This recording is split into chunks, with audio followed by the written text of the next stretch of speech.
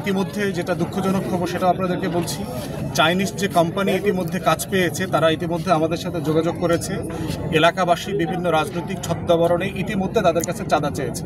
ধন্যবাদ জানাচ্ছি যে একটা মৃতপ্রায় প্রকল্পকে ওনারা এলাকাবাসীর দাবি আমাদের চেষ্টাতে ওনারা আবার এটা পুনরুজ্জীবিত করেছেন এবং এই কাজটার জন্য অনেক মানুষ পরিশ্রম করেছেন। একসময় মঙ্গু ভাই এখানে এমপি ছিলেন, মাহবুব সাহেব এখানে সাবেক সচিব ছিলেন, শ্রম সচিব ছিলেন শফিক ভাই, এবং এই মৃতপ্রায় কাজটাকে আপনাদের এলাকাবাসীর সাহায্যে এবং সাংবাদিক মহলের দাবিতে আমরা এটাকে জাতীয় পর্যায়ে একটা দাবিতে পরিণত করতে পেরেছি। বরিশালের যারা সম্মানিত সাংবাদিক ভাইরা আছেন আপনারা জানেন যে আমি ফেব্রুয়ারি মার্চের দিকে আপনাদের সাথে জেলা প্রেস ক্লাবে যে মতবিনিময় করেছি সেখানে বরিশালের সমস্যা জানবার অংশ হিসাবে আপনারাও এই দাবিটা করেছিলেন যে 6 লেন রাস্তা, ভোলার গ্যাস, তারপরে হচ্ছে মিরগঞ্জের সেতু, এই দাবিগুলো এসছে। এরপরে এই দাবিগুলোর প্রেক্ষিতে আমরা ঢাকাতে মানববন্ধন করেছি, গণমাধ্যমে প্রেস কনফারেন্স করেছি ঢাকাতে, এবং এই বিষয়টাকে একটা জাতীয় বিষয়ে পরিণত করা, জাতীয় দাবিতে পরিণত করার পিছনে আমরা কাজ করেছি। মাননীয় বরিশালের একমাত্র যিনি উপদেষ্টা ব্রিগেডিয়ার জেনারেল সাখাওয়াত হোসেন, ওনাকে আমরা স্মারকলিপি দিয়েছি। মাননীয় যোগাযোগ উপদেষ্টা আছেন ফাউজুল কবির সাহেবকে আমরা স্মারকলিপি দিয়েছি। আমরা চিফ ইঞ্জিনিয়ারের কাছ থেকে টাইম টু টাইম কাজের অগ্রগতি জানার চেষ্টা করা, বারবার যাওয়া এবং তাগাদা দেওয়া, যেই প্রকল্পগুলো ঝুলে গেছে এটাকে কিভাবে আগিয়ে নিয়ে আসা যায়।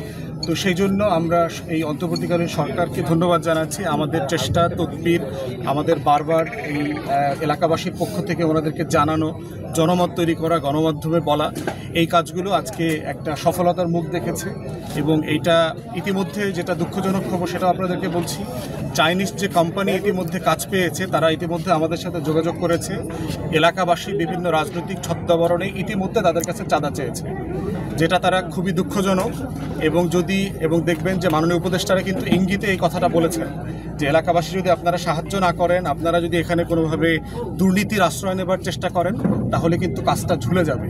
এবং এই চাইনিজ কোম্পানিকে আমরা ইতিমধ্যে পরামর্শ দিয়েছি আইনশৃঙ্খলা বাহিনীকে জানানোর জন্য, দুদককে জানানোর জন্য, এলাকাবাসীর কারা কারা তাদেরকে ঠিকাদারি দিতে বাধ্য করা, কে আপনাকে এখানে পাথর দেবে, কারা বালু দেবে, কারা মাটি দিবে, এগুলো তাদেরকে বাধ্য করছে এবং তাদেরকে না দিলে তারা কাজ করতে দেবে না, এরকম হুমকিও দেওয়া হয়েছে। তো আমরা মনে করি এটা এলাকাবাসীর জন্য খুবই লজ্জাজনক এবং দুঃখজনক যে এত কষ্টের একটা ফল যখন এলাকাতে এসছে এটাকে ইমিডিয়েটলি আবার বাধা সৃষ্টি করবার চেষ্টা করা হচ্ছে। তাই আমরা এলাকাবাসীকে সাবধান এবং সতর্ক থাকবার জন্য অনুরোধ করছি। স্থানীয় প্রশাসন যারা আছেন, জেলার আইনশৃঙ্খলা বাহিনীর যারা দায়িত্বে আছেন তাদেরকেও বলবো যে আপনারা ঠিকাদারি কোম্পানি যারা আছে তারা যেন ন্যায্যতার সাথে, নিরাপদের সাথে এখানে কাজ করতে পারে, সেই পরিবেশটাকে নিশ্চিত করতে হবে। ধন্যবাদ সবাইকে।